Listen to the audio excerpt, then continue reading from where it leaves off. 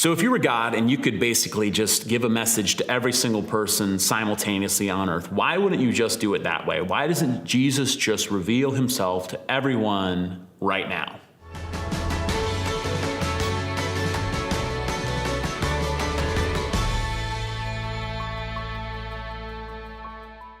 So God's plan for the salvation of the world and to get his message to everyone on planet Earth was basically to enter into this world in a certain time, in a certain history, in the history of a certain people, the Jewish people, this tiny little backwater part of the Roman Empire, these people that had been occupied by the Greeks and the Persians and now the Romans, and had been subjugated many, many different times. At this tiny little place, Jesus is born in this tiny little town of Bethlehem. He grows up in the even smaller town of Nazareth, and from there he chooses a couple of followers, chooses 12 people to be his special disciples and apostles. And when he goes up into heaven, he doesn't have that many more followers, and he tells them to wait for the Holy Spirit and then go to the ends of the earth and make disciples of all the nations.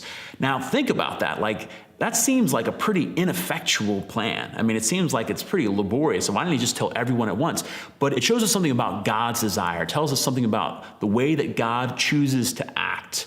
Points to why he's acting that way. That God didn't want this to just be a big banner in the sky, that Jesus is Lord and you need to believe in him, and everyone's like, okay, I guess I believe in him now. That he wanted this to be about relationships. The relationship between God and his people, and the relationship between his people with one another. This reality that we call the church. So Jesus' saving message is transmitted to the world in and through the church that he founded.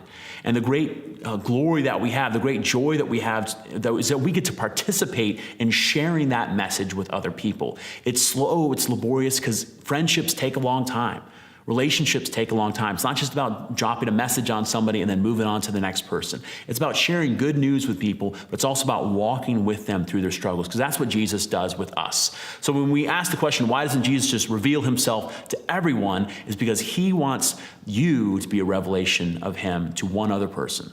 That one person in your life that you can choose to share the good news, the difference that God has made in your life in and through Jesus with that one person. And through them, that can reach another person, and through them, another. And through that process of becoming disciples who make disciples, we fulfill Jesus' mission and his plan.